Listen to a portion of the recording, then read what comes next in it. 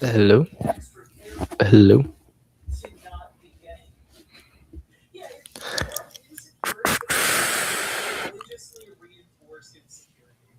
To see if my mic works. Because I'm probably gonna play Tropico while I'm just.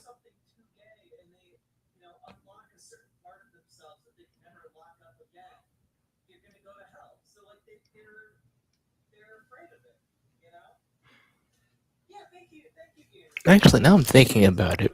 Why don't I watch Riverboat Jack on my computer instead of just doing it?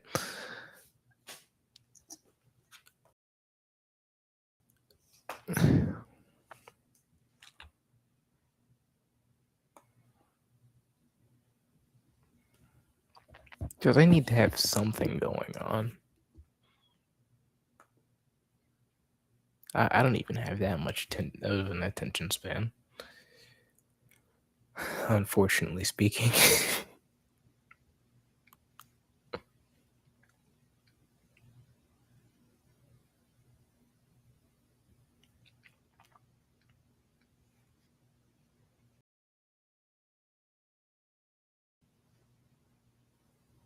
No.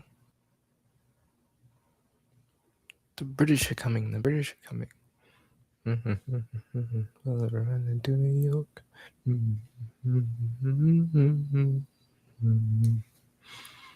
You know, by every time someone says oi, you actually mean every time that butcher says oi.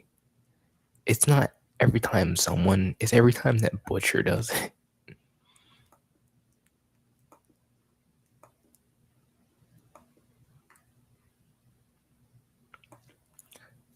Aim fine, I was sitting in the ups.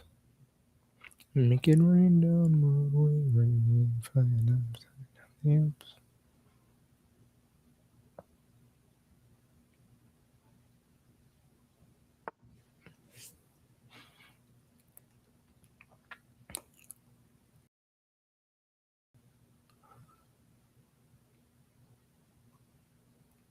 Replacing Peach.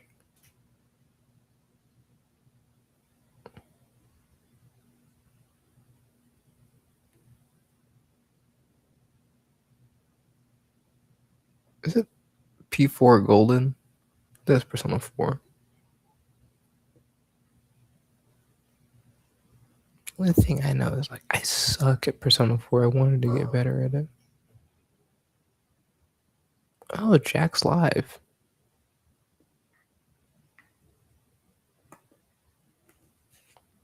Riverboat Jack is live on the line. I didn't know she was gonna show up.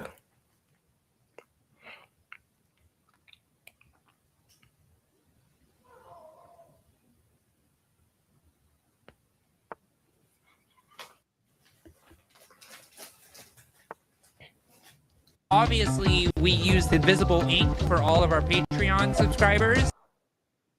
I think it's over. Oh, here they come. I think it's over.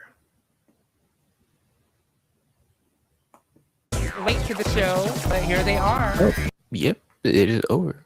Never mind.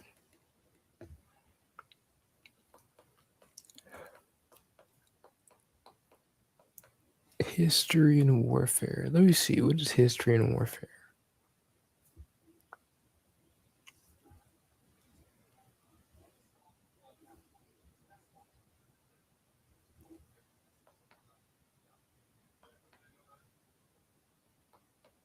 Who betrayed it? Jean Moulin?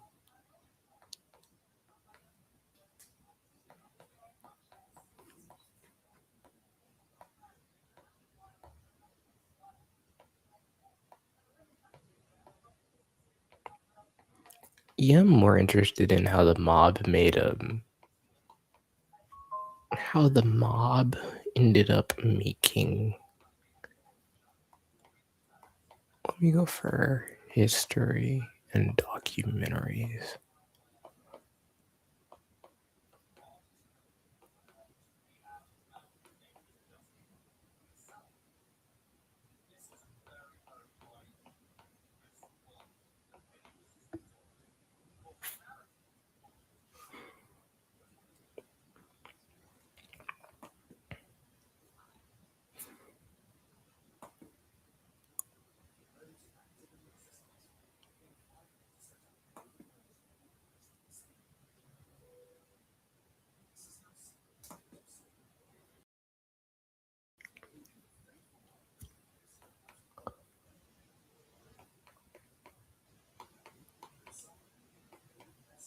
Highway to Heaven?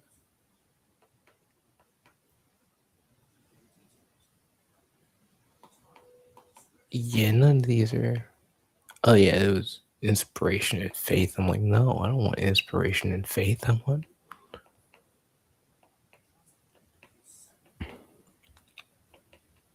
Hidden Stories of World War II.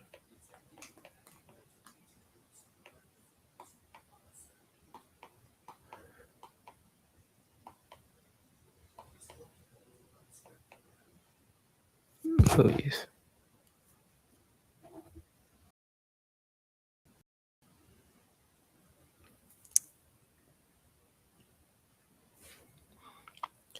Wait. Is it in the beginning of the story or is it in the end? Castiel has a story?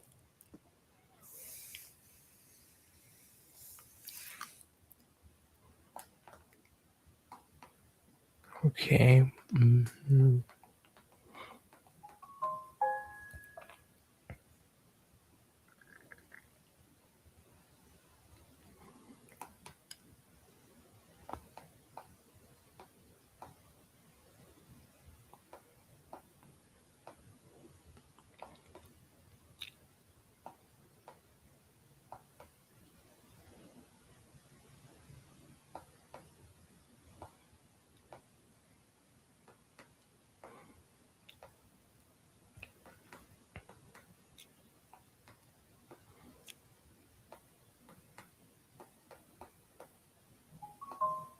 I don't know why, but I think that the documentaries on YouTube might be better.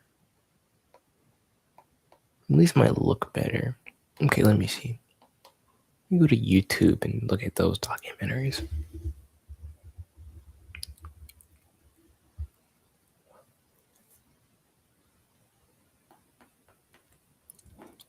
Oh, World Cup, June 25th.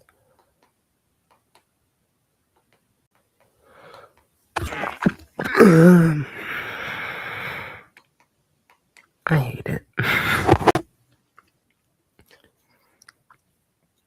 Actually, wait a minute. Let me see if Deus Ex has any comics.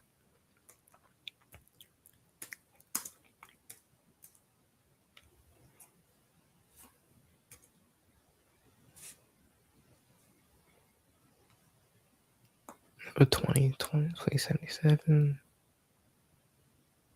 They're like 3.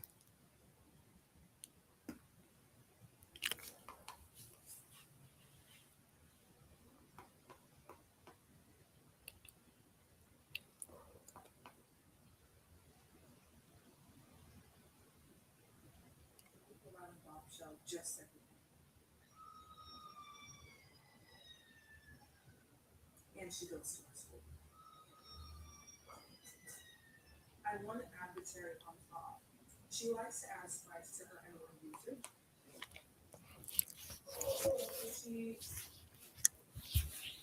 She instead of just saying it, like she said in the song, like we don't get that, that's common play. But then she decides to comment on somebody post N-word as in like Nigerian N-word. So it's really truly it's clear.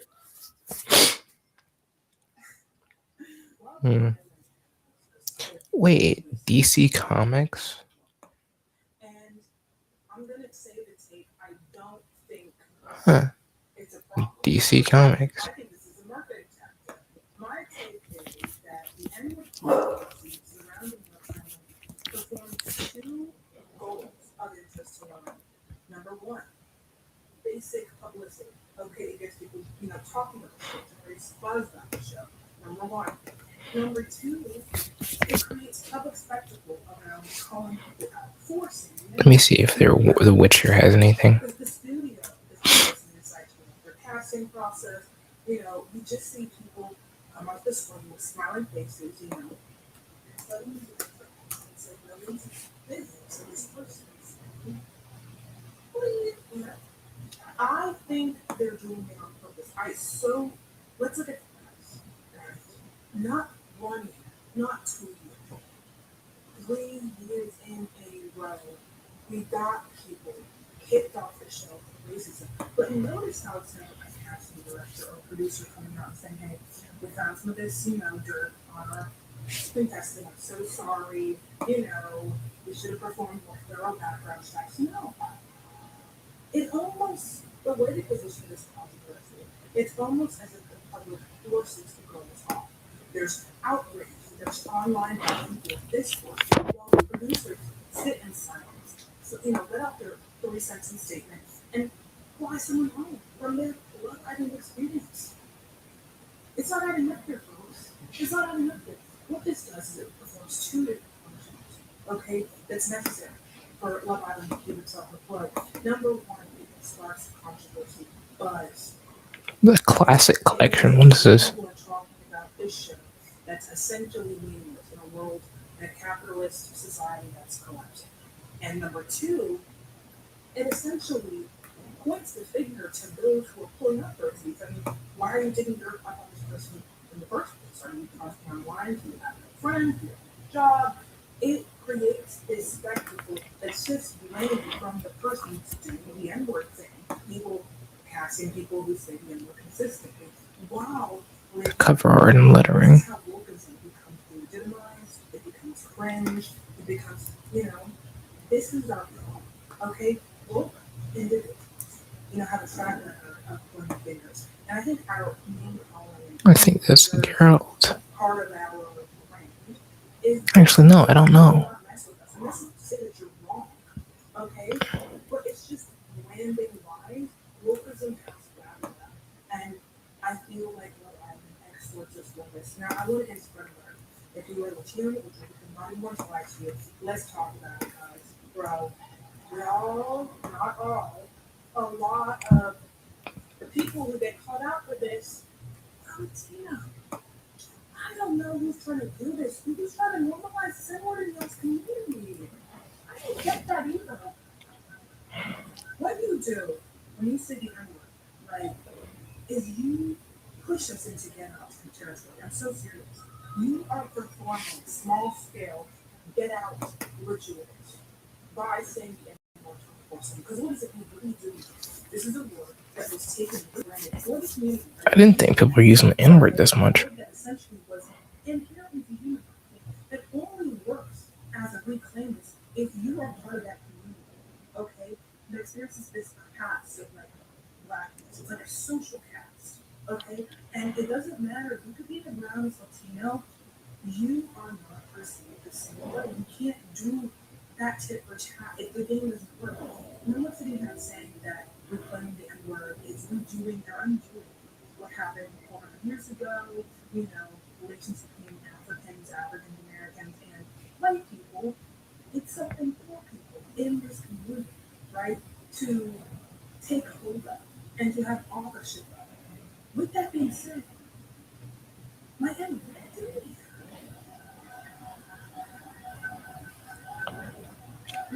What does this have to do with you? Slavery is not about physical labor. Slavery is about a social institution, a social caste system, okay, that branded a strict dichotomy between whiteness and blackness. Every other race. A strict dichotomy? Some are closer to this blackness, this caste of blackness. Some are closer to whiteness. So the question is, why? What is the logic? The logic doesn't make sense.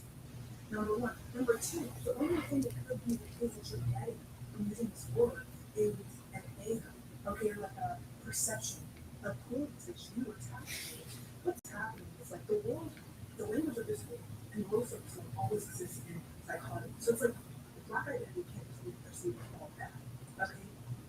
When people are in this position that we don't have a voice, there's always opportunity to lead because human beings are there and make you storytelling creatures. Okay? This is why we see so much horror in the black community. It's almost like the underdog that you want to root for when you're watching Naruto and the anime, like the person who's dog has a superpower. That's where I felt like black people sit in the story of history. Now, I feel like every other race benefits from whiteness and social whiteness. And is like in pure self. I think that the problem, the N-word factor comes from the shell shock. people experience witnessing the authenticity that comes from African American, Black people who are forced out of the conformity of a white institutionalized world. That's where rap comes from. That's where Black art comes from. That's where the slang comes from. This culture is rich. Okay, whether it be African American culture or even African cultures, diaspora, and there's obviously a big difference that we can make into today. Let's just be honest. It's a whole difference. What you do is young man, when you're completely divorced from this experience, is you do what the white folks do. And you try to jump into Black people's skins without having the soul, okay? And it's this metaphor that I can extract, this coolness, this essence factor of Blackness without the actual experience that makes it. Okay? Blackness is more than just really this there's so much outside this identity. Just from the fact that, like, no matter what class you are as a Black person, it's like you are perceived as fundamentally the same or system as mandates to things, okay, to unseasoned food, you get on the side Unseasoned food is wild. of, I'm trying to say straight-laced whiteness, and it's Actually, now I'm thinking about it. Why don't I just watch it on stream?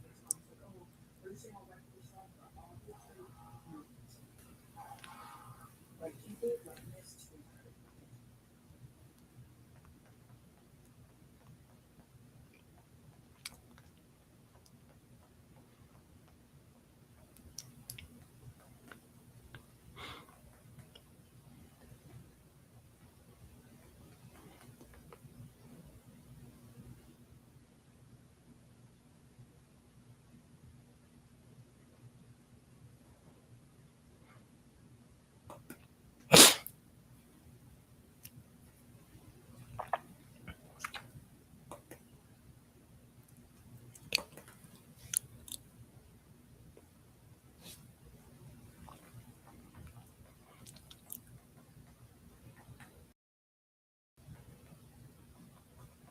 And Bob Shell just said the N-word. And she goes to my school. I want to add the cherry on top. She likes to add a spice to her N-word usage. So I don't know what add a spice means. I feel very funny about add spice. She, instead of just saying it, like she said it in a song, like we all get that, that's, common play, but then she decides to comment on somebody's post, N-word Ian, as in like Nigerian, N-word Ian. So it's really, truly, it's aimed, clearly. Love Island has a sick and twisted N-word problem. And I'm gonna say the take, I don't think it's a problem for them. I think this is a marketing tactic. My take is that the N-word controversy surrounding Love Island performs two goals of interest. Love Island has a controversy about the N-word? I thought it was just a bunch of dudes and women being like thirsty. I thought it was.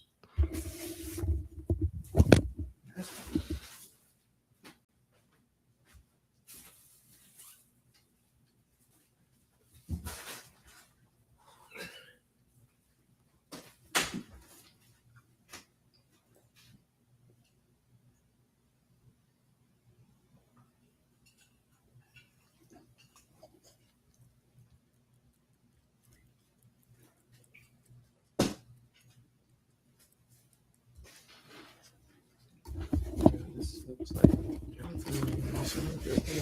just follow me.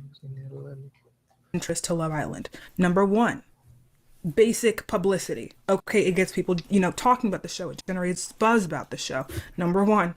Number two, it creates public spectacle around calling people out for saying the N-word. I mean, think about it like this. The studio doesn't give us an insight to like their casting process.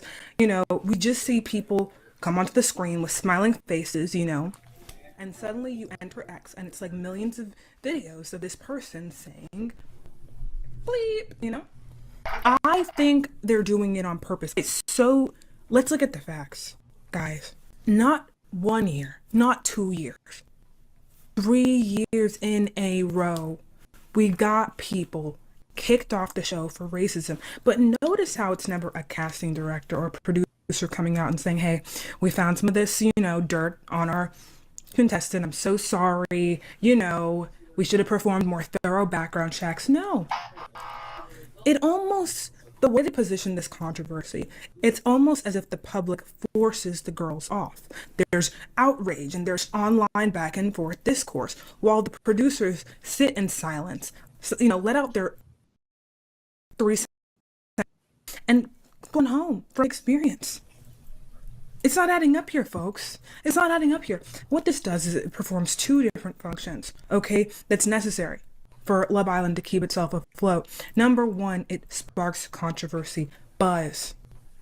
Okay? It makes it so people are talking about this show that's essentially meaningless in a world, in a capitalist society that's collapsed. I need to see more stuff about World War II because I am lacking in my knowledge about World War II. I am lacking. World War One, especially World War One, World War II, the Balkan Wars.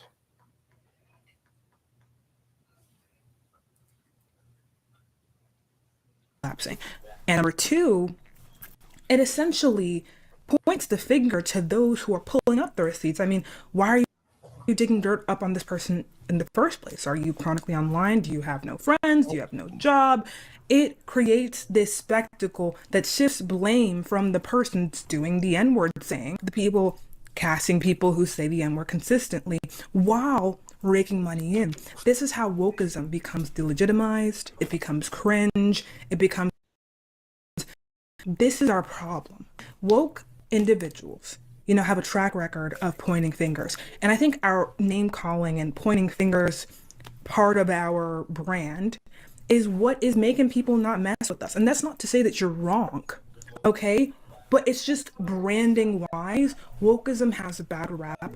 And I feel like Love Island extorts us for this. Now, I want to get into bread and butter. If you are a Latino individual, because I'm not even going to lie to you, let's talk about it, guys. Bro, not all, a lot of the people who get called out for this are Latino. I don't know who's trying to do this. Who's trying to normalize this N-word in y'all's community? I don't get that either. What you do when you say the N-word, right, is you push us into get out territory. I'm so serious. You are performing small-scale get out rituals by saying the N-word 24/7. Because what does it mean? What are you doing here? This is a word that was taken and rebranded for the community that it was used against, okay? A word that essentially was inherently dehumanizing, that only works as a reclaimment if you are part of that community, okay? That experiences this caste of like blackness. It's like a social caste, okay?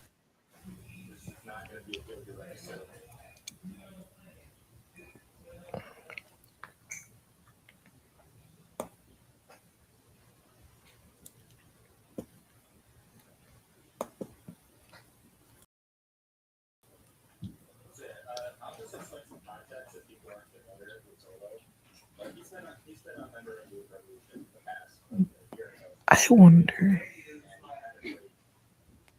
how new is this video? Hey, Cypher here.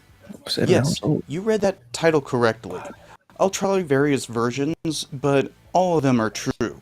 Matt Walsh and the Daily Wire have proven themselves cowards, too afraid to face the criticism of 2 historians, just looking at their atrocious attempt at doing what they brand as real history. Matt Walsh jump scare, sorry. So in response, Matt Matt Walsh. Walsh's company tried to suppress us using YouTube's copyright system. I'll get into the details of that, but first you have to understand where this all came from. I love Mr. Beat. Mr. Beat is awesome. I hope Mr. Beat is in this video.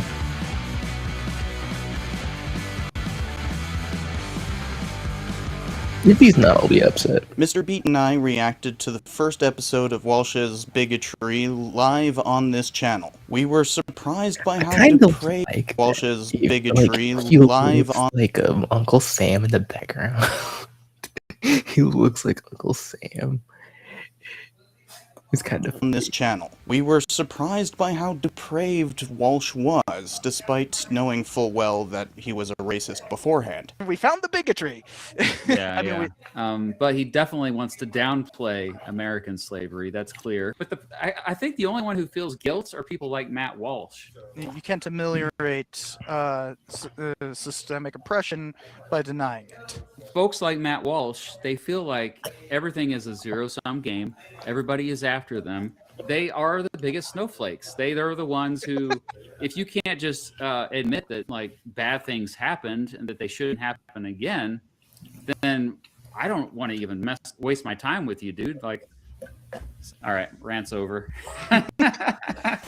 He engaged in a whole lot of red herrings, and then resorted to lost cause or hatred, such as The vast majority of American whites never owned any slaves.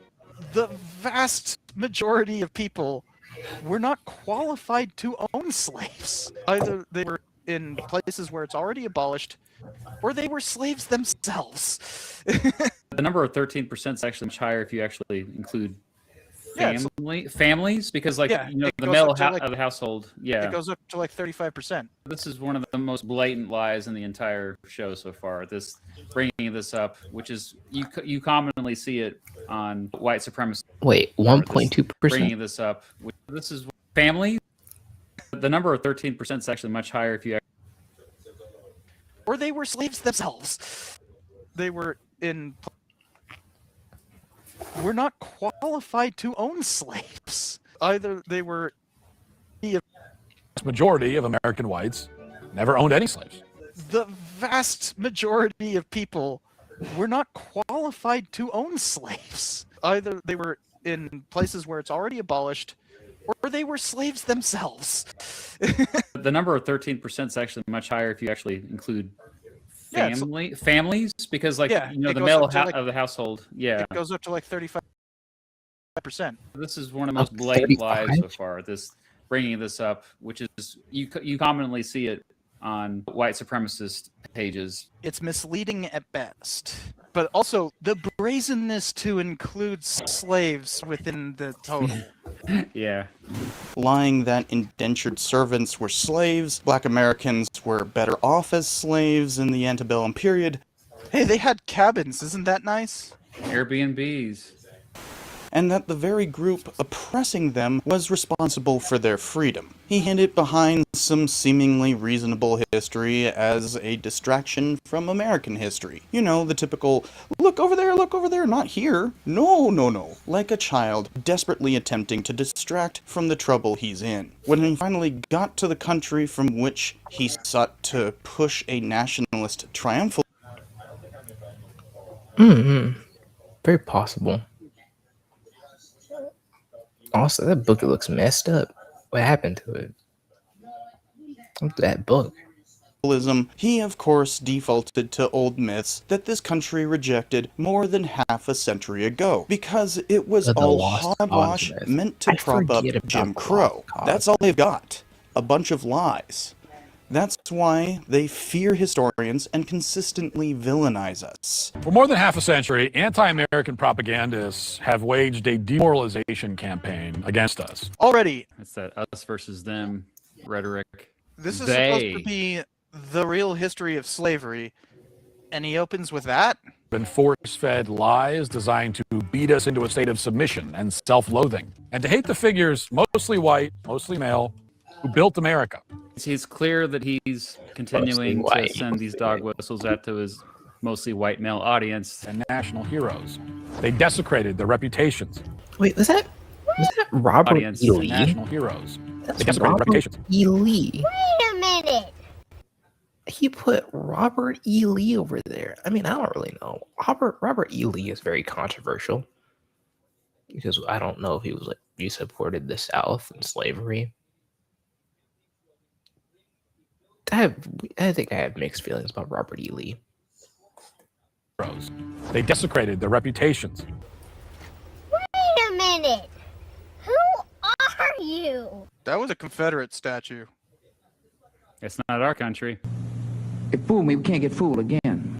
Historical topics. We'll give you the facts that the Ooh, yeah. propagandists and idiot school Yes. teachers have left out. Idiot school teachers. Ooh.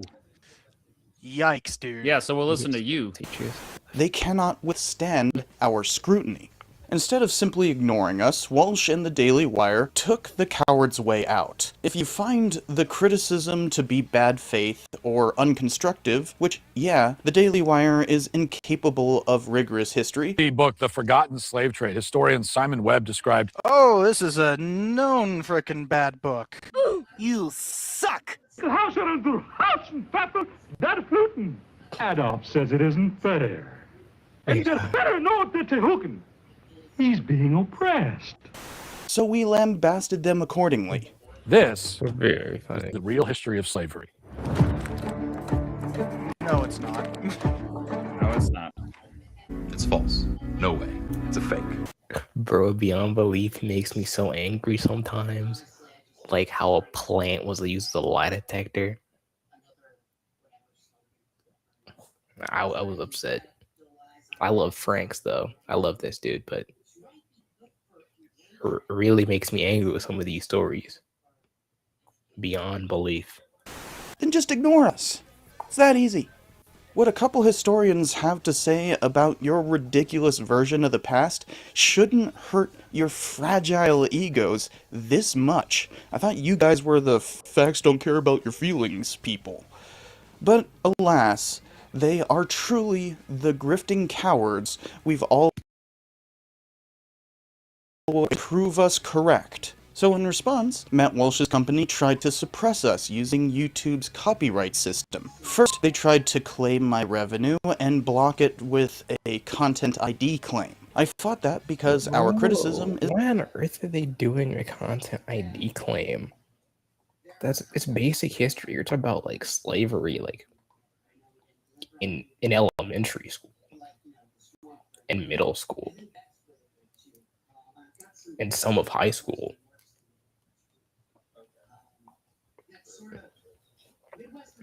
is quite obviously fair use. I'm trying to make the public aware of their opposition to history. When this half-assed attempt at censorship failed, they issued a takedown notice, which means that my channel now has a copyright strike, forcing YouTube to remove the video and endanger my channel. I have submitted a counter notification, and now they must submit proof that they are going to sue me or relinquish the takedown. I'm going to fight their censorship to the bitter end, including in court. The Daily Wire has all the money and institutional backing. I'm just a historian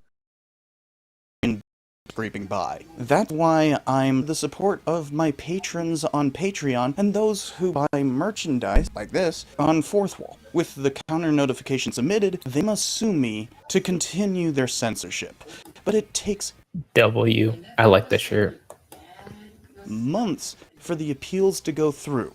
Another creator who has dealt with this kind of thing before told me that the Electronic Frontier Foundation may be interested in helping me. While that's all happening, I'll have a strike on my account for 90 days. So this fight has already cost me, but I believe in the cause more than pretty much anything. When I posted about this on socials, by the way, some folks noticed that the company officially issuing the takedown is SVG Entertainment. That's just a digital rights management company. They don't own Walsh's stylist content from which we were criticizing using clips. They simply work for the Daily Wire so that those schmucks can pretend that this is just business, which it is quite an obvious attempt at suppression. The far right is attacking the very concept of truth itself, especially the history profession as a whole, which develops our understanding of the past.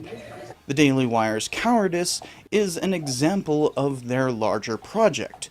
In order to implement their fascist agenda, they have to deny reality. The greatness they constantly claim to be making America become again is a farce. Make America great again. intended to oppress anyone deemed impure. That's why they have to push the lies about a great replacement of immigrants invading the country, that past glories are just ignored, a deep state conspiracy is out to thwart them, that anyone criticizing them has some sort of derangement syndrome, that traditional values are under attack by blue-haired freaks who are merely speaking their minds, and most importantly, the entire educational establishment has indoctrinated the nation. They must insulate themselves from our hard reality with these lies. Congratulations, graduates. Your days of indoctrination and wokeism are behind you.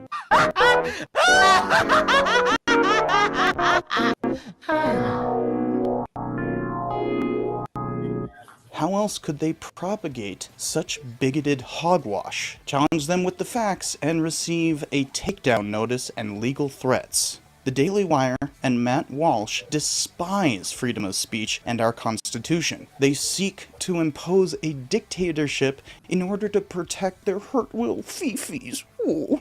The American Constitution, our liberty, and our history are obstacles they wish to destroy. Remember how often they've claimed to be censored for their so-called conservatism? Or really reactionary sentiment. They're not really conservatives. It's been a central theme of the MAGA movement, of which the Daily Wire was an integral part, at least until they began to fail as a corporation. Yet, their complaints about censorship were always hollow, based on social media companies implementing rules to use their services. Denying those companies the ability to do so would in fact be censorship of those social media companies. You have no right to publish on their platform without their permission, and they may revoke that permission at any time to their own policies. You have the right to trespass someone off your property just as they do. It's the same reason why I have a right to moderate my comments section. And by the way, as moderating rules go on this channel, and according to King Richard I here, bigots get banned. And the Daily Wire has a right to boot paying customers from their failing streaming platform. They have a streaming platform? When was this? That's freedom of speech for you. YouTube is not their property, and my reaction to their terrible content is not theirs either. Transformative criticism is a well-established form of fair use, including through reaction videos such as ours, something the courts have been very clear on. Matt Walsh has no case for stealing my copyright like this, making the censorship motive here all the more apparent. As always with these bigots, they're accusing in the mirror. They aren't fighting on behalf of free speech, they're fighting to destroy it. Always have been. Honestly, I'm kinda happy this happened. It proves that I have successfully fought on behalf of history against those who wish to destroy it. The forces of historian denialism have arrayed against us, and they have to resort to such cowardly tactics, knowing full well that they cannot withstand the scrutiny of a couple historians laughing in their faces. So they cried to you. They will not understand the unassailable power of the bright Lord. YouTube to take it down, lest their embarrassment reach more of an audience and shatter the illusion of fascism. To Matt Walsh himself, you've proven that you are intellectually deficient, too cowardly to face our criticism, and too bigoted to attempt writing history. Never claim to put out real history when you have to resort to these tactics to silence actual scholars' criticism of your abhorrent lies.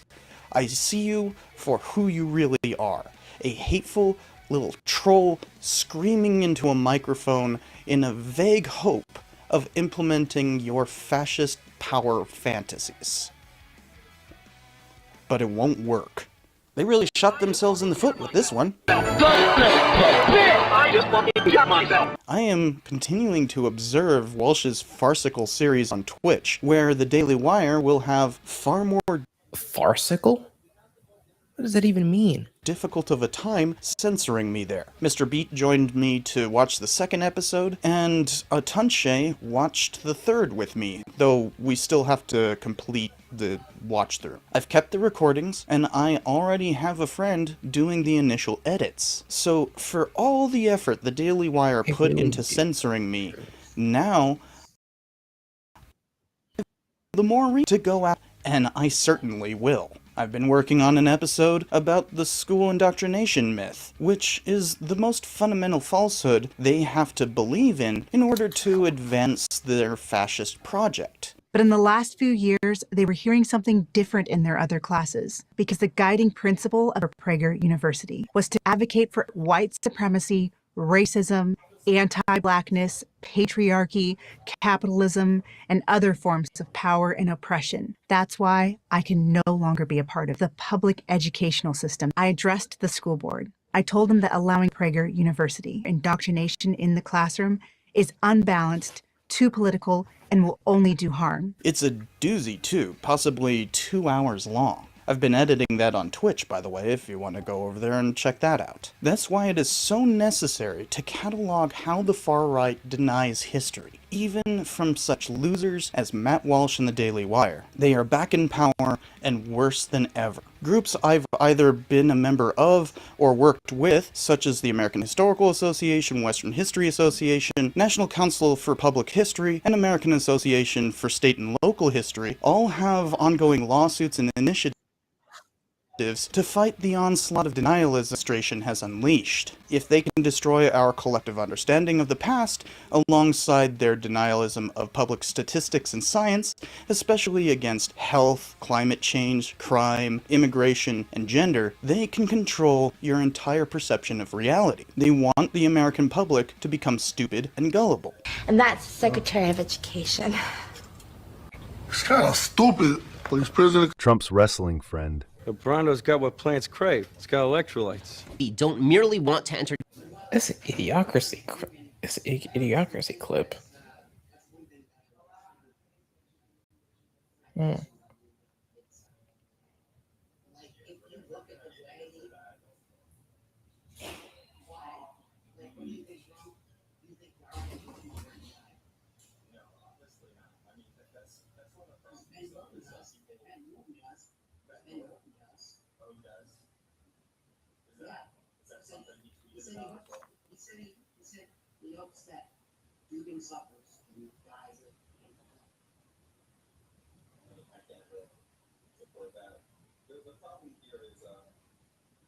I mean, I get it too. It's like, there's no mistake where it's like this payback, like almost like fun.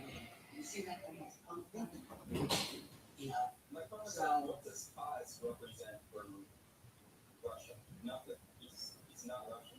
So, how is he developing the more authority to it's obviously not. Yeah, I feel like that is also just disrespectful. Not to the extent of like being glad that Alexander Dugin is like, obviously a horrible spot, which I'm not ready. But it's kind of out there. You know, like they're using the situation for a while.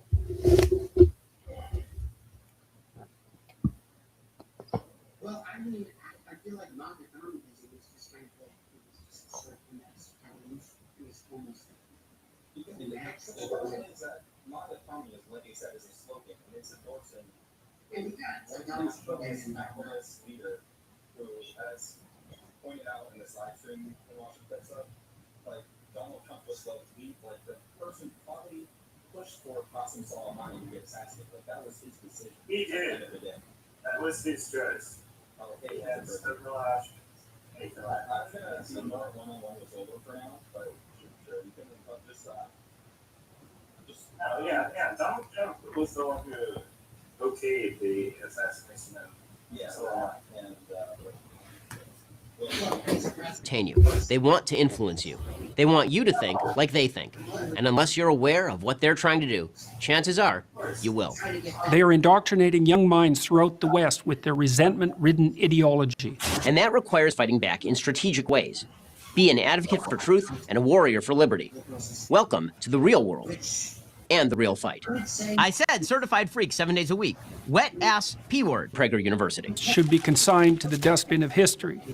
That way they can continue to enrich themselves and persecute anyone they deem inferior. So publicizing and criticizing their attacks on education is a small part of scholars' defense of the American mind, but it is the most important thing I can contribute. I only hope that revealing Matt Walsh and the Daily Wire's cowardice in illegally censoring our criticism of their abhorrent attempt at history only helps that fight. So go visit museums, seek an education, and gain some knowledge. While you still can. If Matt Walsh and the Daily Wire have their way, you won't be able to for much longer. Hey, Cypher here. Yes, you... Already making noise, huh? Is it King? Meow. Meow. Meow. That any... Meow. Hi. Come here.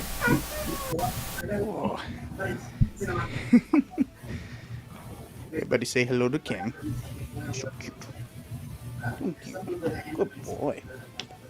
Good boy. I love you. I love you. Just dealing with it, huh?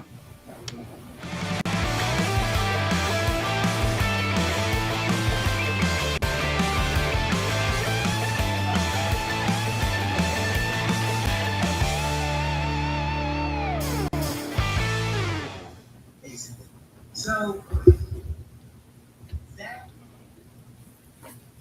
yes, that we want to appeal to what we see in our mind. Hello everybody, welcome out to a bit of Hearts of Iron 4. It's been a hot minute since we've put ourselves in a bit of a challenge scenario. As you can see, Britain seems to have its finger in every piece of the pie in World War II. But what if there was just Britain? That they hate anime. And I know that's like that's why I'm so surprised that you've been here following anyway for this long. Is that because we're having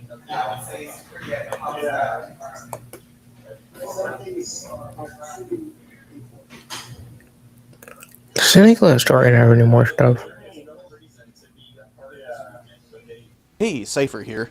Yes, you read that title correctly.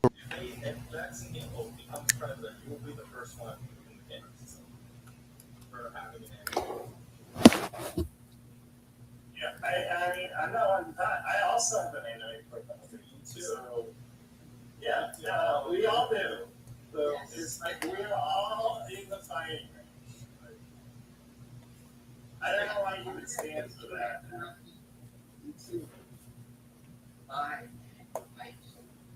That they are. That's so ridiculous, and they're not gonna do that. I mean, They're not gonna do that. They're not gonna get power, and they're not gonna get in power, whatever. And wait, if they're not gonna get in power, then what's the point of supporting? Yeah, but we'll bring up that point is that are they the ones telling the masses, or like that's a well, that's the reason, like I said, I don't really like this. Whatever. I think my we'll bring up that, so let's just watch the clip on it. Are they, is Matt and Connie just a dark petition? We'll watch that. Hey, Cypher here. As many of you know, I grew up in Las Vegas and am fairly well insinuated in the history profession there. I've been covering the 3 major Vegas based on a true story films, and this is part of that project. I'm working towards a review of the movie Casino, but the reality section was big enough to make it into a standalone video. That's what this is. A history of the mob in Las Vegas. As such, there will be some overlap with my previous videos on the subject, especially the history of Las Vegas, so that's worth checking out if you want a bigger picture. I don't want to watch this one. Not this one. I don't feel like watching this one. Okay, let me go to home, see if I can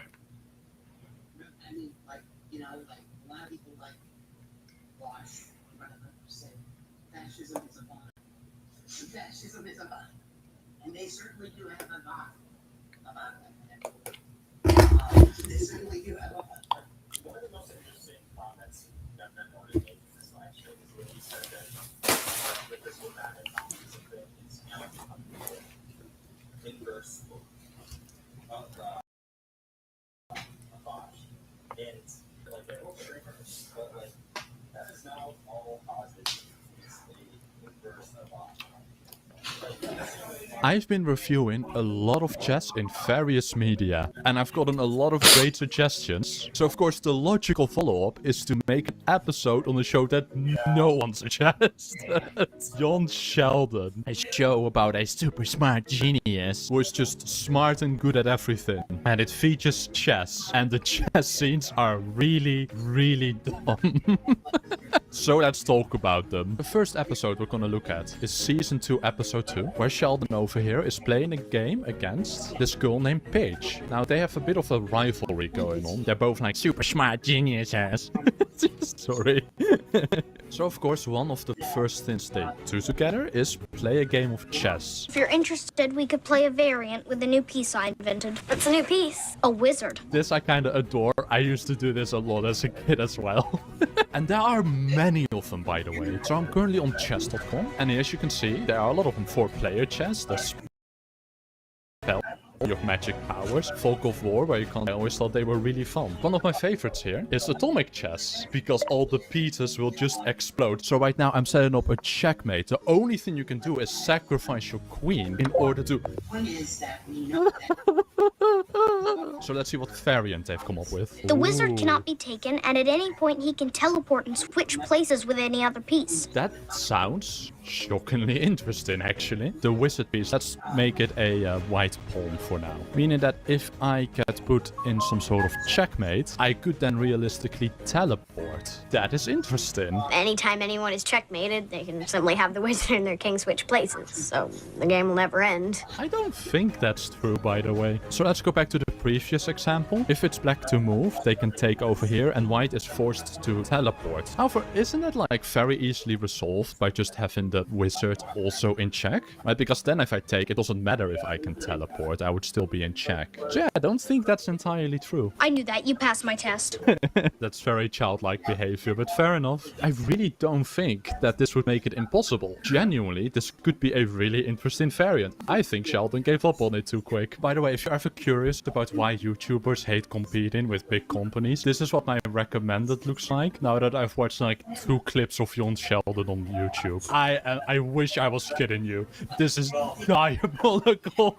Why is it still going on? What is going on? Stop! It was 2 videos. No! You actually believe in the multiverse theory? This is the chessboard position. I set it up, but then I thought to myself, maybe I can do a quick little Google search to see if anyone else has recreated this game. And to my absolute joy, Black Meerkat has already done it. That's just really cool.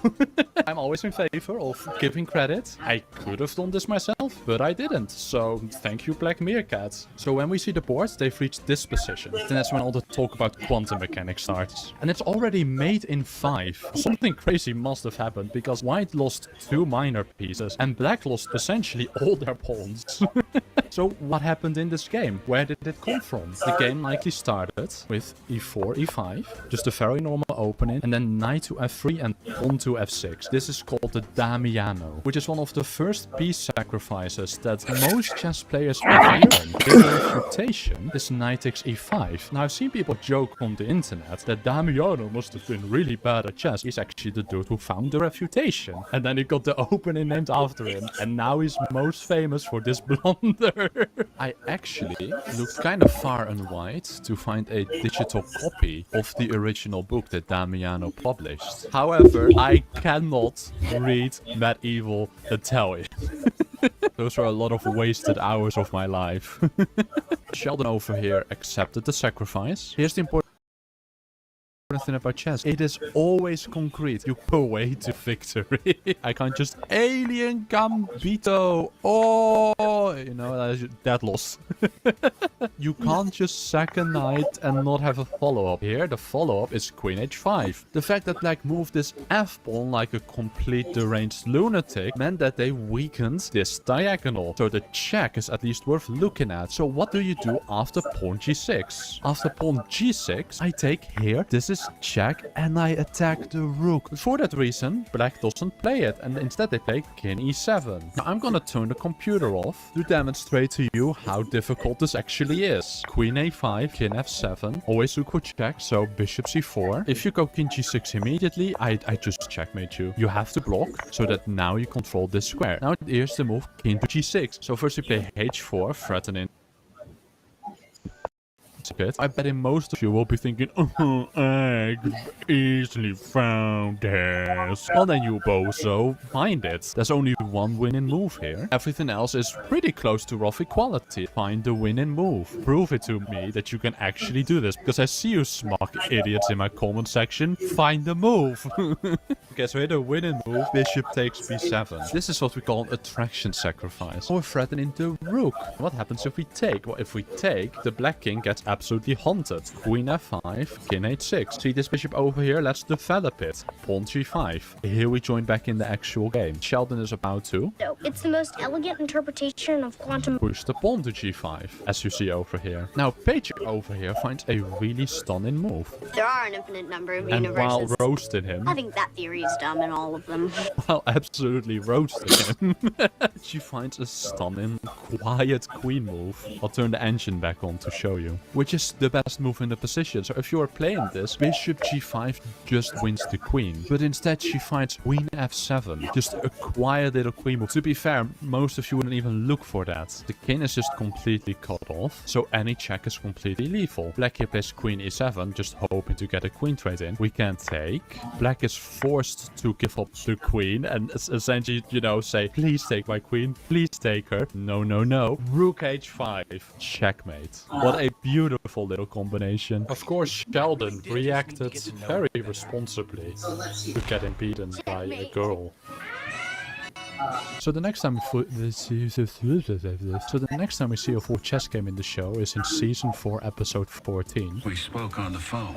You look exactly like you sound. Where he's dueling an IRS agent. I realize some people may find the ins and outs of tax law a little tedious. Yeah, I appreciate that you're gonna mix it up a bit. So allow me to spice this story up. Instead of an audit, imagine this is a showdown between two warriors in the most brutal and exciting form of combat there is. That simply has to be chess. Chess. I just got a chill down my spine. Am I the only one who just got chills? For sure not. Schedule A on the tax return dated 1989. Okay, so he opened with pawn d4 move. Opening move. No, it's just one of the more normal opening moves. d5. d5 can signal a lot of things. Two mighty brains. So here we saw the second move getting played, which as we know is the Shigorin. It can sometimes signal the Jobava London. But what is the Shigorin doing? Because if you're an old-timey chess player, you might be thinking, wait a second, I thought we were supposed to play c4 to combat the center. We're trying to very directly control the e4 square. So if black makes a silly move, we want to play e4. This transposes to the French.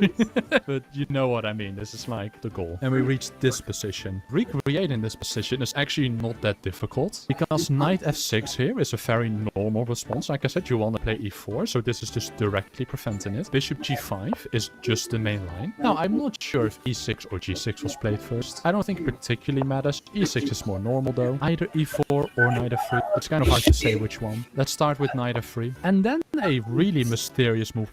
G6 was played, which, yeah, that makes no sense. And then, correctly, e4. This does two things. First of all, we're simply striking in the center. More importantly, there's not a good way of dealing with it. If we take, I take it back. I'm simply putting more pressure on the already pinned piece. If you ignore it, I'm just gonna push through. Now, I'm winning it outright. You can't play h6, I just take. And more moves were played. So if I go frame by frame here in YouTube, you can see queen to d3 and the bishop goes out. Meaning that black responded to this threat by moving the bishop, which just loses the game on the spot. Speaking of which, you just lost the game. Hahaha. Ah, very good.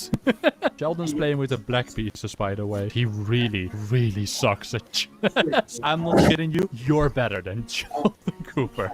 Like, this is pathetic. However, I don't think the IRS man really knows what they're doing either. Because over here, Queen D3 must have been played, which just does nothing. We see more moves. An exchange happened here, and this knight developed out. So the knight developed to C6, which is not great. Not only because it loses material, but also because you generally don't want to block your c-pawn. And instead of E5, which again just wins the game on the spot, we take. I mean, I'm sorry. Such a huge blunder. What are we even doing? So next time we see the board, black has castled, as you can tell over here. And then we go back, and Queen D3 hasn't even been played yet. Okay, so we go back in time a little bit to this move once more. I really hate continuity errors like that in shit. And then the game ends with this beautiful combination. So excellently played by the IRS agent. So yeah, honestly, what a gorgeous game. That was by far the best game I've ever reviewed on this channel. Next time we see the board, a couple things have changed. Both sides have been castled. An exchange happened here, and the light square bishop developed for black.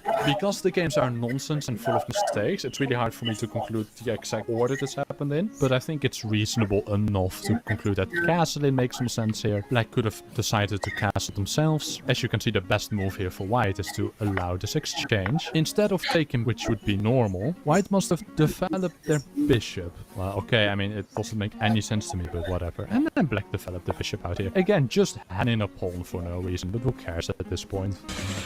But a knight moves in over here. It's nice of you to do your parents' returns for free every year. My dad buys me a model train afterwards. So you accept payment even though you're not a licensed tax professional. I wanted to just quickly check if this scene was in any way accurate, because it seemed quite unbelievable to me. This isn't financial advice. I just did a very quick search on the internet. So apparently, unlicensed individuals will give written advice, which the IRS determines to have in potential tax avoidance or evasions, fall under Circular 230. Essentially, if you're unlicensed, the IRS may impose fines on unlicensed individuals who act as tax professionals. So seemingly, Sheldon Cooper falls under this. I do know that you're allowed to help your family with their taxes, right? Like, this is pretty normal. But also, I'm not a US citizen. Apparently, the IRS allows non-professionals to prepare and file tax returns without charging a fee. I think, based on rudimentary research, that he has a point here. The moment Sheldon Cooper received payment for his help, the IRS can probably pursue action against him. Part of me thinks this act is so evil, no tax agency will likely do it because it's just a model train. However, the taxman is quite evil, so who really knows? Ooh. There seems to be some sort of blunders the queen for no reason. I had walked right into his trap. My face when I bankrupt a child. Presumably black just completely hung their queen. And you can see that the white queen is still very clearly on the board. So it just must be that. Taxes wasn't work for hire, but an economics lesson he was teaching me. And we see the board again. Now, magically, the kings are uncastled and the queens are still on the board. So actually, none of this happened. Then Sheldon here gives checkmate with the dark square bishop, knight defending rook. Checkmate. So yeah, a little bit of an anticlimactic end, but honestly, once they started time traveling, we didn't really get a clear board view again. This is the free knight though. Bit weird for a super genius, but whatever. I hope you enjoyed this video. YouTube thinks you like this one. I worked very hard on it, so maybe give it a watch, but maybe not. See you later. Bye bye. I mean, he's super young. A lot of people think he's going to be on Fox News. A lot of people think he's going to. Well, that's not a good sign. That's not a good sign. I'm not saying. That's like the Trotskyist. That's like the Trotskyist. So, I made a video about the worst chess scene in anime, and it was from an anime called Classroom of the Elite. So I got a lot of comments, people suggesting other anime for me to have a look at, and I love that. One of them was Secrets of the Silent Witch, which I'm watching right now, but the thing I got suggested most, Code Geass, and I remember it being super stupid. And that was the thing that was most commented, for sure, absolutely. Not a single other thing was commented. That would just be crazy. Today we're covering Code Geass, an anime about a rebellion and the British Empire in the future with mech suits. Now we're gonna do it a little bit out of order, because the first Wait, chess scene is Code actually the Geass? best one, and I want to start at the dumbest. This is Season 2, Episode 9, A Bride in the Vermilion Forbidden City. He's a super genius, he's also a terrorist, and he'll play chess against the Crown Prince. That's what terrorists do. Again,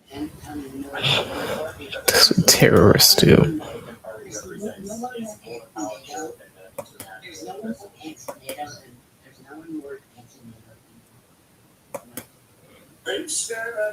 Absolutely positive. Absolutely positive. I died. You cannot find me someone more handsome. They're dubious, for God's sakes. Recently uploaded.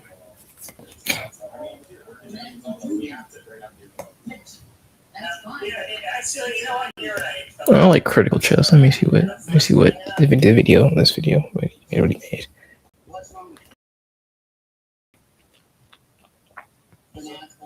Yeah, so that's what the people are describing. Okay. That he is a third positionist. Okay, so when the Osborne Party emerged in the Russian 90s, and as we know, That's terrible decade. yes, they were the Russians. Pawns are the soul of chess, and when you take a look at the pawn structure, you can determine what the plan is in the position. And in this video, that is exactly what I'm going to teach you. So let's start with this example right here. I want you to take a look at this position, and I want you to come up with a plan. You can pause the video, you can try to come up with a plan. What are White's main ideas in the position? What is White trying to accomplish here? Then I'm gonna tell you right now what White is trying to do. So the correct idea and the correct plan for the white pieces is actually to execute this move c5 in a lot of positions. How do we determine that c5 is the correct idea? I understand that it's not possible right now. First and foremost, there's a whole horse on c5, so we cannot push the pawn. However, this is White's main goal in this position. And the way we determine that is by looking at the pawn structure, mainly the central pawns. The D and E pawns are the most important here. And as you can see, we have pawns on d5 and e4. So it's safe to say that this pawn structure is headed in this direction. The pawn chain starts from f3, it goes to e4, it goes to d5.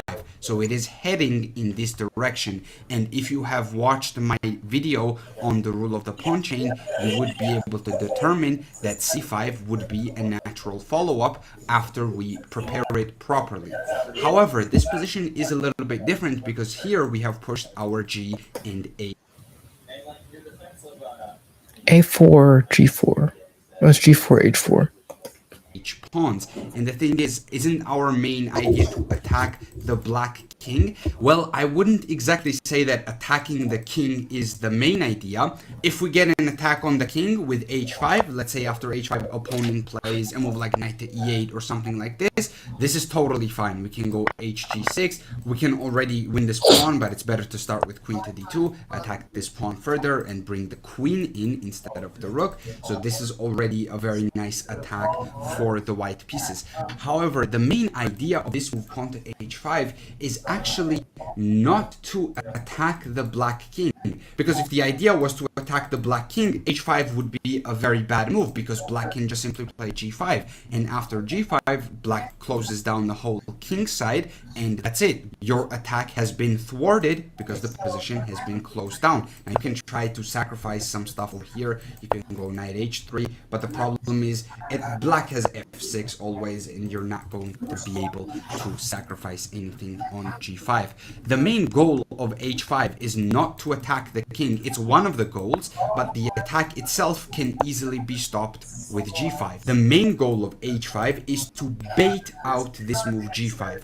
The reason why we want to bait out this move g5 is because we want to lessen black's influence over the f5 square. Once g5 has been played, the pawn on g6 no longer controls f5, and after g5 has been pushed, these two pawns are clamping down on f5, which means that f5 pawn break does not exist for black anymore. So black's main pawn break in these types of positions, the rule of the pawn chain, try to follow the pawn chain. The pawn chain starts at c7, d6, and it goes to e5. So black's follow-up in this position logically should be f5. However, after g5, that's no longer possible, while we can still set up our idea of b3, a3, b4, which is exactly what I'm going to show you. So the exact moves don't really matter here. I'm just trying to show you the idea.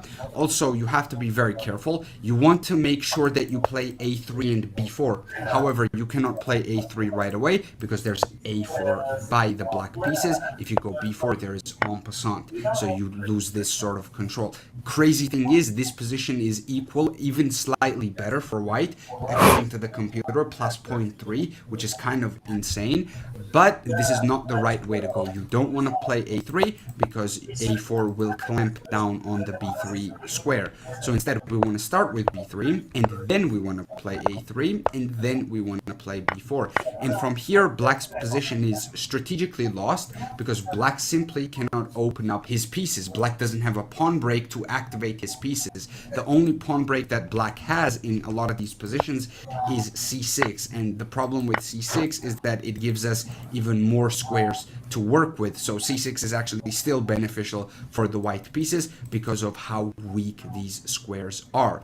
So we have our own plan of 3, and that's it. We do, let's say rook trade happens. It doesn't matter here. We're gonna move the queen out of the way. Yes, this knight can jump to the center, it can jump to d4, but we go rook to a1, queen a2, we dominate the entire a file, and this is going to be a winning position in the long run. It's not winning immediately, well, it's plus 1.7, so it is a fantastic position for white, but we're going to infiltrate here, we're going to go knight b5 at some point, we're going to add some pressure to black's position, and the problem for black is that this position is strategically lost. Black never got to execute this f5 pawn break, which would have activated the rook, it would have further activated the bishop, it would have created some targets over here if this exchange had happened. Like, let me show you what I'm talking about. If we don't play h5, say we play a move like knight e2, not the best move, and let's say knight e8, bishop g2, I'm just making bad moves here, and black gets to play f5. The problem for white in this position is that now there's tremendous amount of pressure on these two pawns.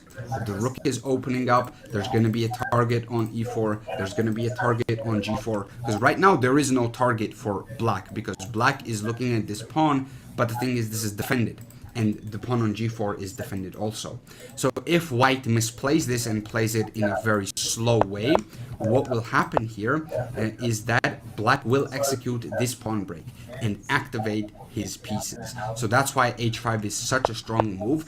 It doesn't only have an attacking idea behind it, but there's also another positional idea, and that is to stop this f5 move. And that's exactly how I want you to think about these plans. I don't want you to be only focused on attacking the king here, because attacking the king is not the main idea. Look at the pawn structure. The pawns are placed like this: f3, e4, d5. Pawns are going this way. Your main idea in the position is to execute c5. It's not to attack the king.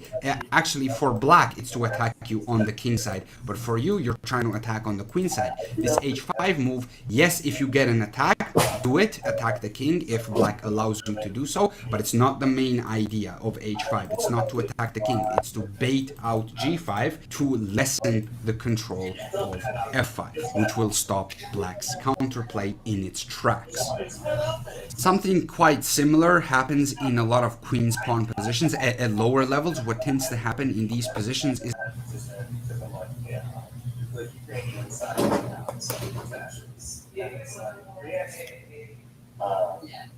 but that's because of the US and that's why Cyrus is wondering, like, how effective are going to be just like Trump is just as Biden. Yeah, he has been. He's carried the same policy again because supported prioritize Israel. And so waged economic war on a lot of countries. So, like, how exactly as well. exactly is Korea communism? Just Korea? Is that it? Really? Yes, Korea? It didn't even go through. It didn't even materialize anything. Maybe Trump was one that has to go through it. But this happened, or like, some lame ass old guy. So from London to New York, they make it rain down Broadway. Ready, aim, fine. I'm taking down the Yops. See, but you keep recording non-communism, and it's not really supposed to be that deep. Hold on. This is your vision of facts, and it's like private stuff. But as much as you can say, like, I haven't signed one. I'm saying, like, oh, I don't support everything. But, like, at the end of the day, you support this hashtag. People are one live with it. And this is like, it's like the same.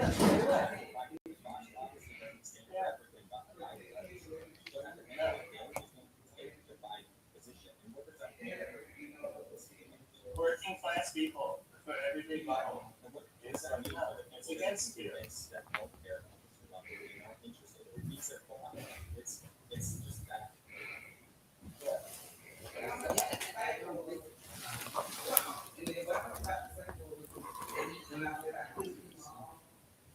Oh, it's terrible.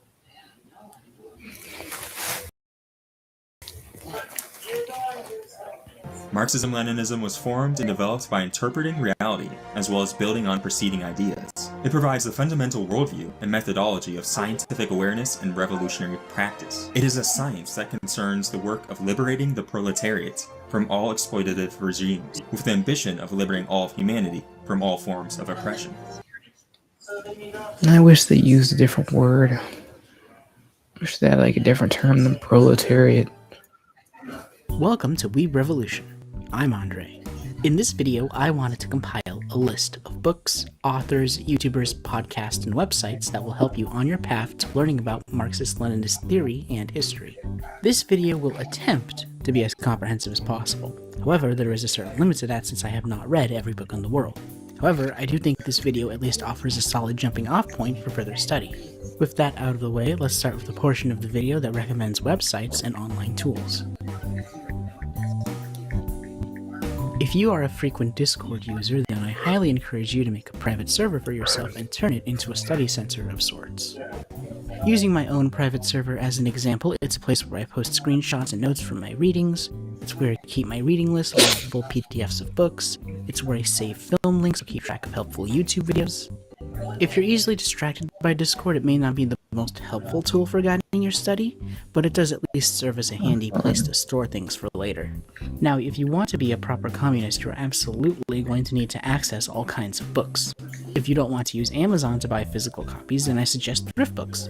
Of course, you should support your local bookstores, secondhand bookshops, and familiarize yourself with the libraries near you. But because some of these topics are a bit niche, they may not have everything you're looking for.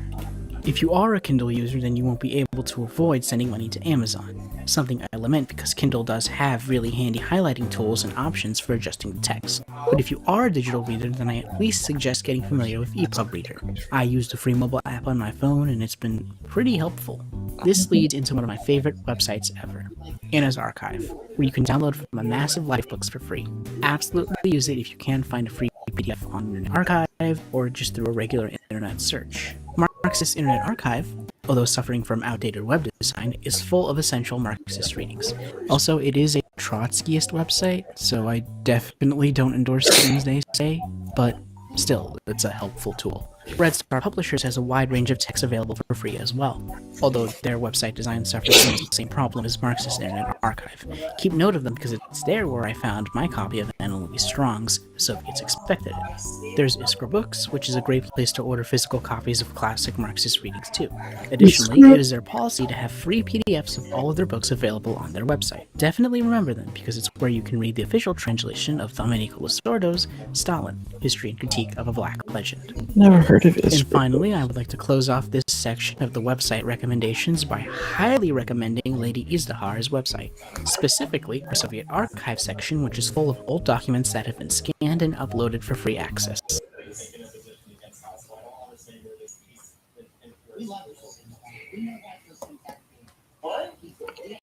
What? Who is this? Like, we don't even have the identity of the server.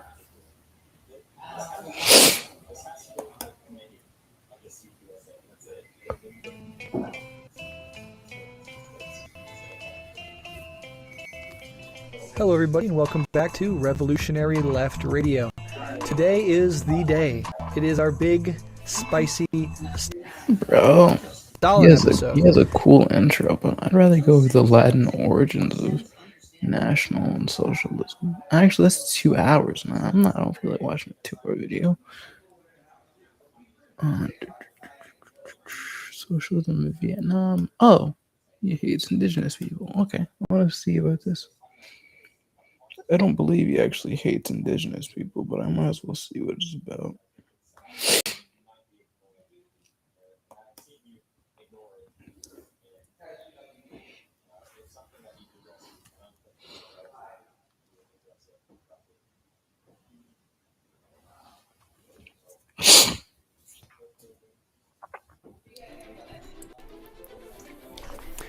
The secret to a great cocktail on a hot summer day, a little bit of Italian ice. Just drop it right fucking in there. You will thank me later. That's a good cocktail. It's going to be probably the only good thing about my evening, because I am watching Matt Walsh's new documentary, which is now called What Schools Don't Teach You About American Indians. It was called something else, but it wasn't. Why do they call them Indians? Getting any views, so he changed the title. So one thing I want to dispel just right away is the idea that this documentary is in any way a good faith attempt to educate the public about history. The Daily Wire, the billion-dollar production company that Matt Walsh works for, was initially funded by seed money from fossil fuel executives. The reason it exists is to spread culture war nonsense to divide the working class from realizing what these executives are doing to our community, our planet, and as long as we're among ourselves, then we can't, take care of them. Matt Walsh is, I think, doing this knowingly. And even if he is just some sort of like useful idiot, he is still taking millions of dollars of billionaire Epstein class money to spread these racist, untrue, anti-intellectual narratives. And considering Just call them bourgeois, or just rich people. I hate that term.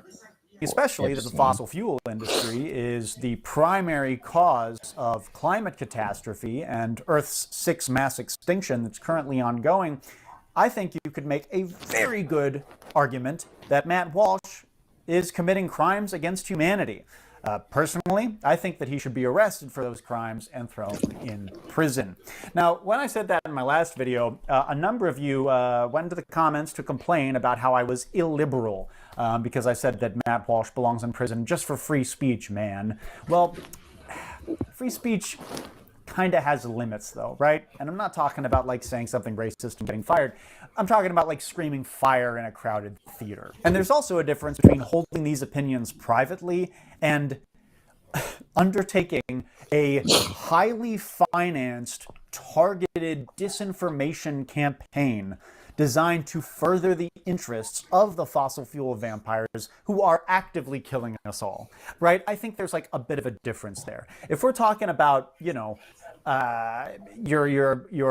sort of garden variety neo-Nazi just walking around in the world believing what he believes, I agree. I think that he should be able to do that. And in fact, I think he should be able to march up and down the street with his Nazi flag so he can let everybody know what a fucking idiot and an asshole he is. I mean, that's what it means to live in a free, pluralistic society. But at some point, when you were using the resources of corporate America, one of the biggest and most efficient and most elaborate power structures that the world has ever seen, practically nations unto themselves, to spread misinformation that you know is going to harm people and is going to fucking wipe out most of the fucking life on this planet eventually, then it's not free speech, is it? It's a crime against humanity. Anyway, let's watch the stupid fucking Nazi documentary. So we need to start with a central, critical, and load-bearing myth that supports all the others. The widespread belief that the Indians were peaceful. Nothing could be further from the truth. Since the end of World War II, American academics have pretended that pre-modern humans lived in a state of peace.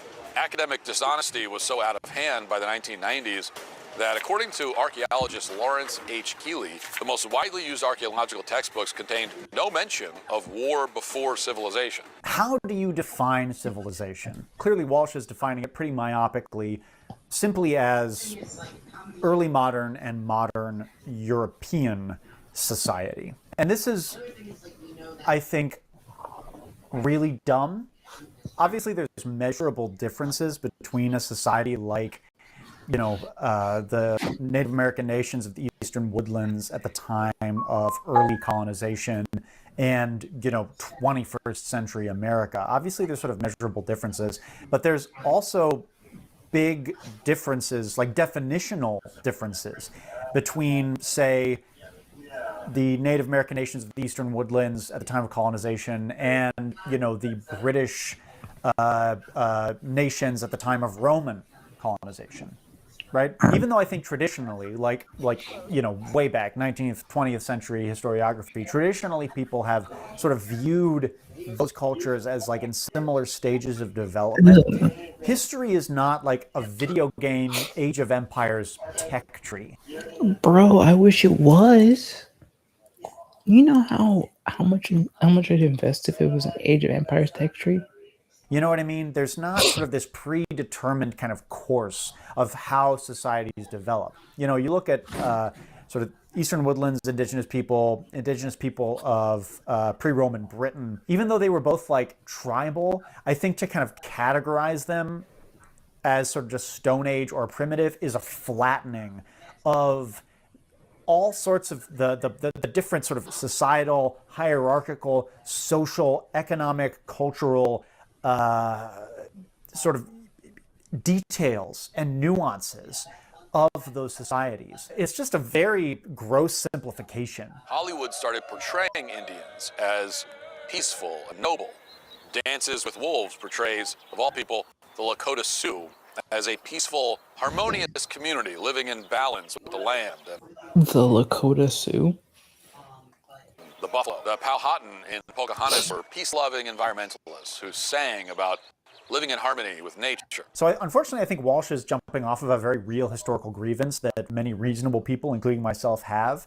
What I'll call the sort of ecological Indian myth. I made a whole video about it. It's the longest video on this channel. It's 2 hours long, which, you know, kind of portrays, I mean, we've all seen it in media, you know, where it portrays Native Americans as being in harmony with the land, as being essentially these sort of cartoonish environmental stewards, these people with a sort of understanding of ecology and of non-human nature and all this sort of stuff. And I think that's essentialist and pretty racist. And again, it also kind of flattens the complexities of those societies. I mean, Native American nations definitely had a much more advanced conception of ecology than colonial societies did. They had very ingenious methods of conservation, which again, I think kind of complicates this whole like civilization versus primitivity binary that Walsh is presenting to us. Because like, I would argue that a society that brings cows and pigs into a landscape and lets them run wild and fells forests and to sell the lumber and basically and brings a bunch of invasive species and just like clears the landscape and clears everything in it and just fucking levels it so they can basically terraform, you know, fucking Surrey and Suffolk and East Anglia onto an ecosystem that's already there. Like I wouldn't. Okay.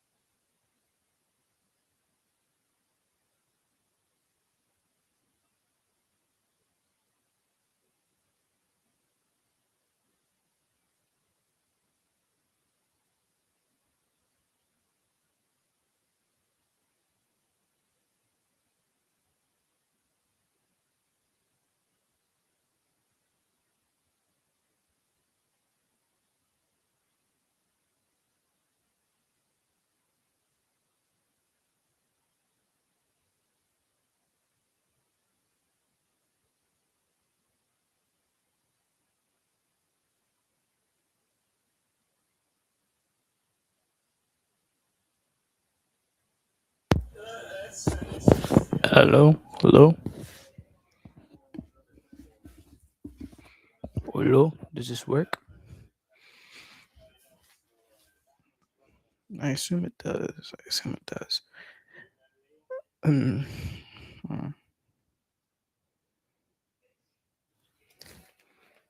Let me go back to YouTube. What was I watching? Call that civilized. I certainly wouldn't call that, whatever that means. I certainly wouldn't call that moral or intelligent. That said, indigenous people also had lots of differences. They could also be very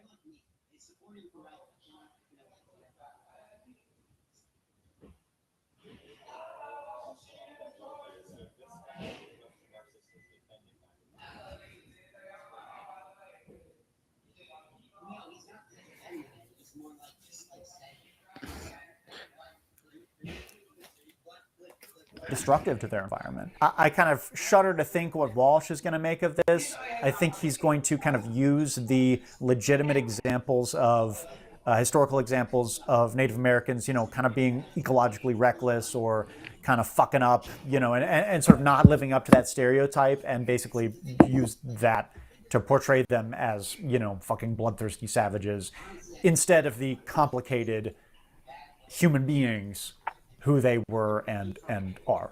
According to the book War Before Civilization by archaeologist Lawrence H. Keeley, somewhere between 90 and 95% of known societies in all of human history were warlike. The less civilized you were, as a rule, the more violent you were. 2/3 of primitive societies were at constant war compared to 40% of civilized states. Now at this point you might say, but what about the peaceful tribes? Not all of them were at war. According to Keeley, those tribes are the exception that proves the rule. Some 96% of American Indian tribes engaged in warfare. It is absolutely true that Native American nations were pretty much constantly at war with each other, as far as we know. Obviously, a lot of this information comes after colonization, where we kind of start to see written records. We see Europeans kind of going in and compiling a lot of this anthropological information. But at least in the eastern woodlands and throughout much of what is today the contiguous United States, this warfare was almost always low level. So it was defined by raid and counter-raid, by battles in which actually not a lot of people would actually be killed. And in fact, a lot of these nations had sort of these sort of ceremonial kind of aspects to warfare where, captives were sort of more important than sort of wiping out your enemy. Taking lots of captives and enslaving people would be sort of a sign of like toughness, of honor, of sort of your own power.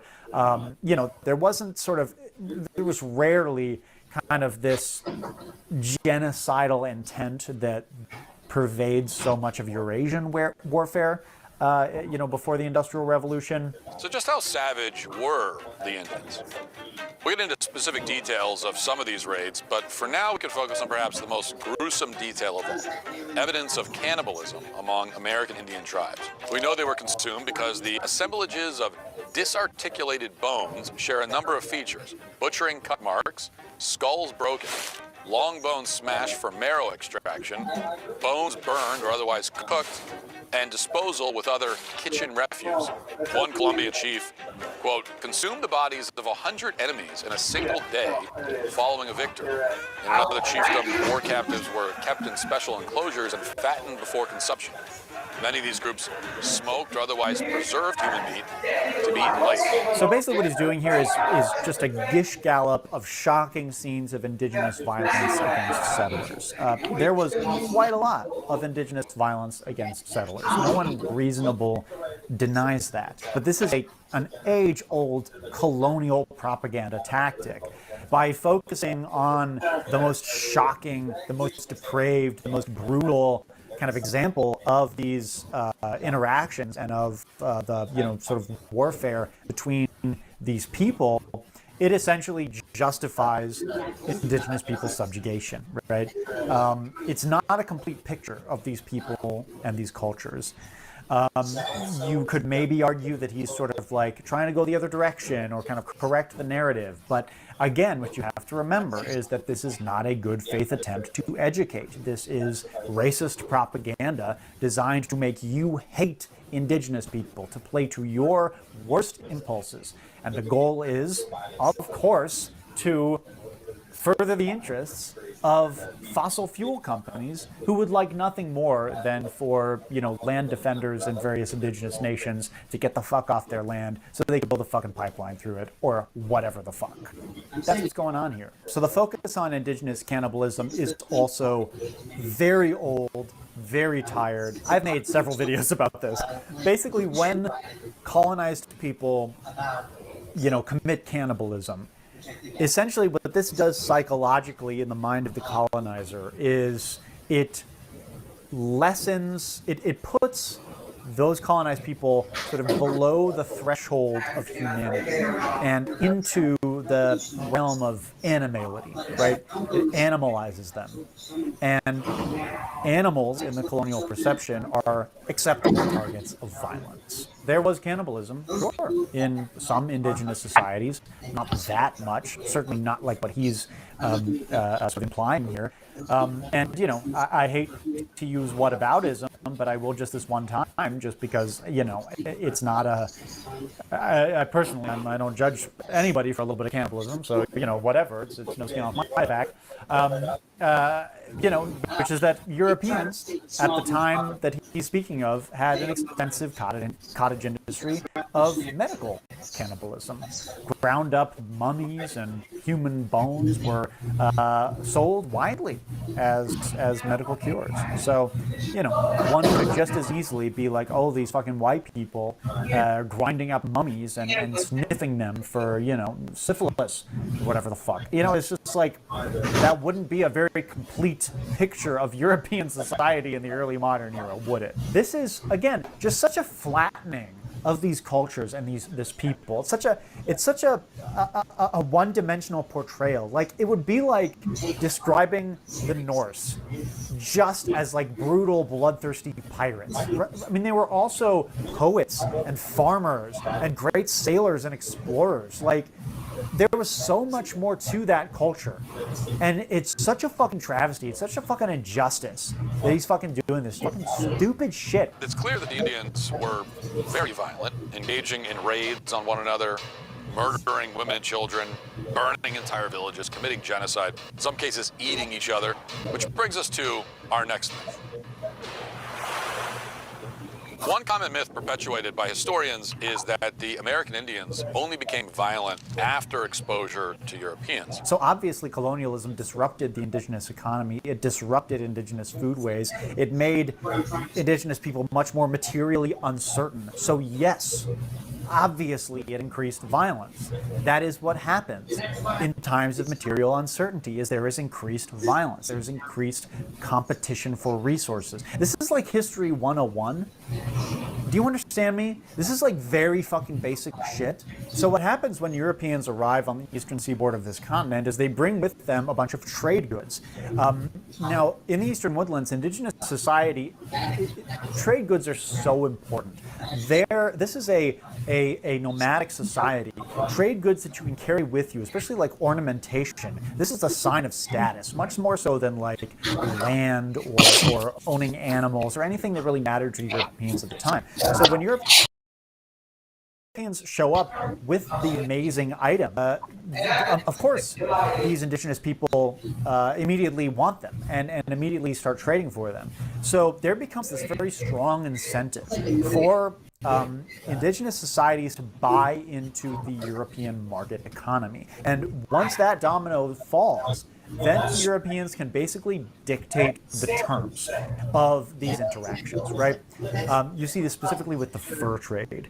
unbelievably disruptive to, basically the entire continent of North America, where you have Europeans demanding that indigenous people find them beaver pelts so that, to continue the trade of these items that are so high status now in indigenous society, as well as specifically sort of weaponry, specifically firearms, which very, very quickly, like almost as soon as there are populous colonies on the eastern seaboard of North America, become a necessity for national sovereignty for indigenous people. Once indigenous people become dependent on the European market economy, then everything changes.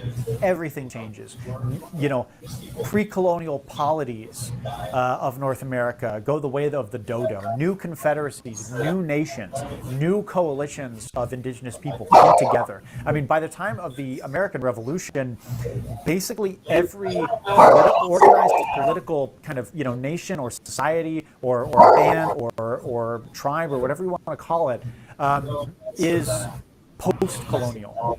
So it is utterly ignorant. It is like shockingly fucking stupid to argue that there was any kind of continuity in indigenous society before colonization and after it. And yes, absolutely, indigenous society became much more violent after colonization, both to Europeans and to each other. That is unquestionable. Almost all new settlements formed in eastern North America from 900 to 1400 AD were fortified.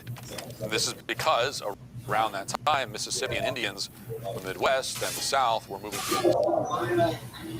east and in constant conflict with the tribes that were encountering. So this does nothing to argue against the idea that violence increased after colonization. No one is arguing that there was no violence prior to colonization, only that it increased. What's happening here is of course, that the Cahokia collapsed, that the Mississippian societies collapsed somehow. We don't quite know how. So yeah, a lot of them did move east. There was a period of warfare for a time. There was a period of uncertainty. There was also a period of, dare I say, degrowth, where the urban-dwelling Mississippian cultures broke up into much smaller societies. That is kind of the sort of eastern seaboard of North America that Europeans eventually found. Was this kind of like society that essentially had consciously or not rejected urban living and kind of, I guess, empire building, if you could call Cahokia an empire, in favor of much more decentralized, non-hierarchical societies based on kinship networks. That's the world that Europeans stumble across. Do you see how much more interesting indigenous history actually is than the way that these fucking fascists are portraying it? Do you see how much of a disservice that he's doing? Like, never mind the fucking racism. Do you understand, like, how he thinks you're a fucking idiot? Like, truly, he thinks you're such a fucking moron. Not only were the Indians committing atrocities against each other before Europeans arrived, but they also got less violent after the white man got there. According to Keeley, the percentage of burials in coastal British Columbia bearing evidence of violent traumas was actually lower after European contact, 13% from 1774 to 1874, and the very high levels, 20 to 32%, evidence in prehistoric periods. Prehistoric periods could literally be thousands of years of history. So that essentially tells us nothing. Let's find this fucking book. He's referenced it a number of times. War Before Civilization by Lawrence Keeley. Hey, I just went to the bathroom, but I've been sitting here actually for like 15 minutes reading this book, and it's actually pretty good. So essentially what this guy, Lawrence Keeley, is trying to do, he's writing in the 90s, and essentially he's kind of responding to this idea that I basically just said, which is that as he calls it, primitive war, which is the title of a fucking dinosaur movie and should not be fucking seriously used in scholarship, because like this whole idea of primitive versus civilized is entirely problematic and semantic and kind of means nothing. or at the very least means different things to each people, and is like full of fucking like Eurocentric bias. So, so yeah, there's kind of a lot to dig in here, but he's sort of basically saying that he's presenting a bunch of evidence that no, in fact, modern, I'll just say, industrial and post-industrial warfare is less violent on average than sort of pre-industrial warfare. I'm definitely going to sit down and read this whole thing at some point because I don't agree, but this guy seems pretty smart. Seems like a good head on his shoulders, and I want to know. I want to know what his arguments are. Which it's interesting. He's kind of making this comparison between the sort of Rousseauian view of the homme sauvage, the savage man, that basically humanity is inherently good and that society kind of corrupts him. But basically he's kind of arguing that the opposite is true, sort of this kind of Hobbesian, from what I understand. Again, I'm just kind of skimming here. I'll sit down and read the whole book later, which again seems very interesting. And it's free on the Ted K archive. Thanks, Theo, for uploading this, if this was you. Yeah, this sort of is taking this kind of Hobbesian view that that humans are inherently fucked up, perverted little creatures, and and must be governed. So here's a really interesting quote from the conclusion of this book that I want to read to you guys. So Keeley says, "The real weakness of pre-civilized war making has been, at the highest strategic level, rooted in the weaker logistic capacities imposed by small populations, slim economic surpluses, and limited transportation capacities. These true deficiencies, all determined by the social and economic features inherent in tribal life itself, have made it almost impossible for tribal warriors to conduct planned campaigns and prolonged sieges. It was the concentration of resources and power in hierarchical political organizations, the millions of cannon fodder citizens subject to their disposal, the galleon, the compass, and the sextant, the ox wagon, steam engine, railroads, and factory production, as well as smallpox, measles, and weeds that allowed the nations of Western Europe to gain ascendancy over the uncivilized world during the past half millennium." He doesn't put quotes on uncivilized. Tellingly, I do. "It was not the much discussed and theatrical weaponry, discipline, and tactical techniques that gave soldiers their eventual triumphs, but their mastery of the rather pedestrian arcana of logistics." Very interesting. Very interesting. Keeley argues that primitive societies would have done large-scale warfare if they could. I would argue that they have no reason to. Saying that people will always do the worst possible thing in the right circumstances is, first off, pretty dismal.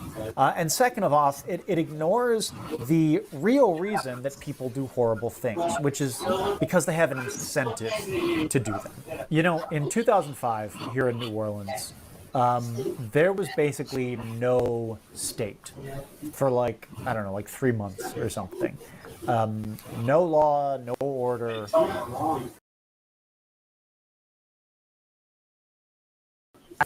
They were on their own, right? Basically, modern life, modern supply chain as we know it was gone. You would think, and it was widely reported at the time, but almost all of the stories ended up being false, that people would just fall into debauchery, that there would be rape and murder and crime, and people would attack each other and fight over resources and all that kind of stuff. You know what happened instead? People came together. People met up at bars. A bar in my neighborhood that was like a meeting place for people during the storm, where people camped out, where they shared resources, where they helped each other. At the abandoned hospital where we shot most of my movie, which is coming out later this year.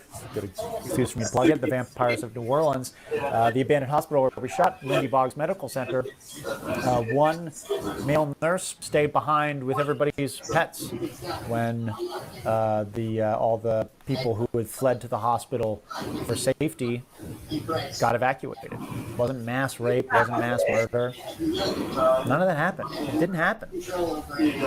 And in fact, when these things do happen, both today and historically, when people do commit murder, commit genocide, commit acts of violence, do horrible things, they've got to think up justifications for it.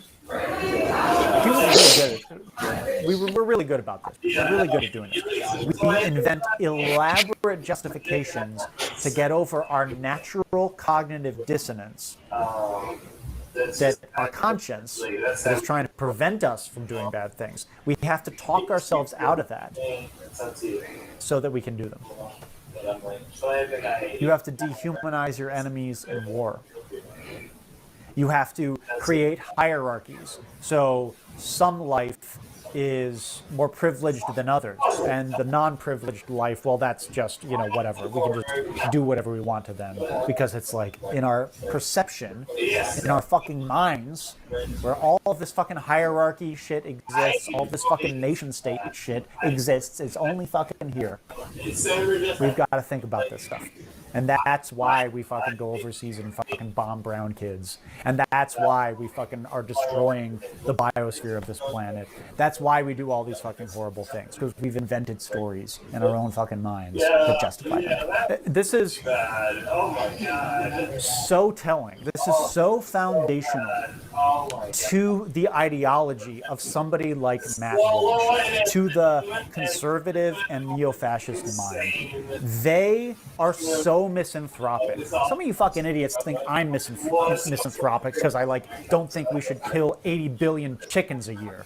But you fucking idiots, you don't fucking know misanthropic. You wouldn't know it if it fucking slapped you in the face with its fucking dick.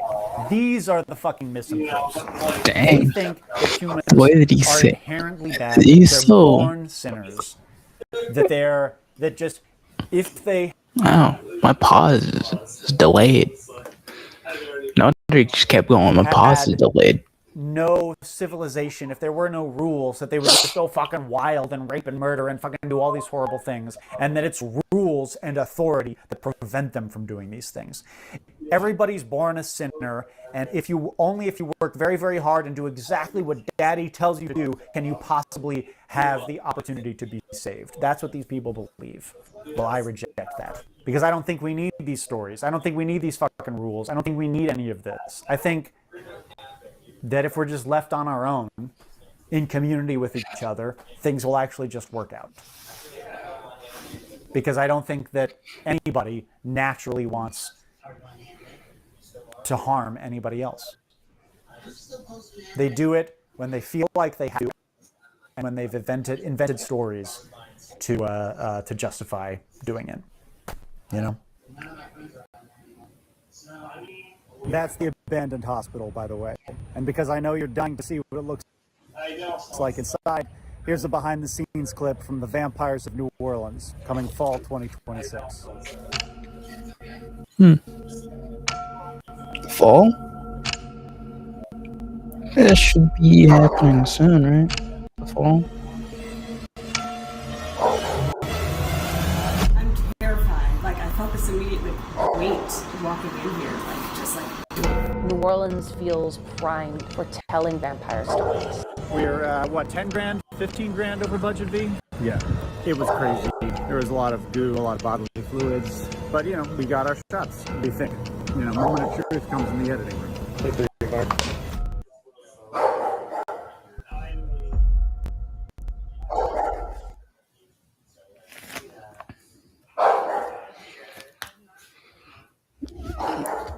Hey guys, I'm gonna call it a day.